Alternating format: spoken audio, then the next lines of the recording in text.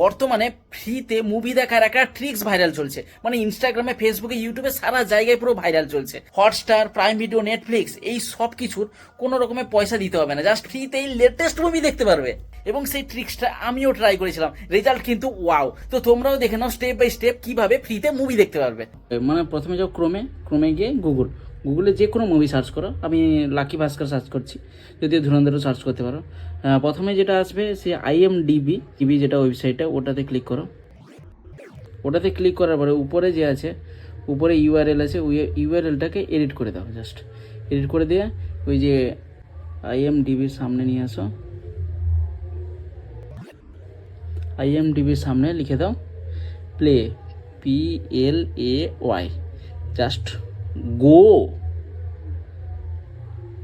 Movie start.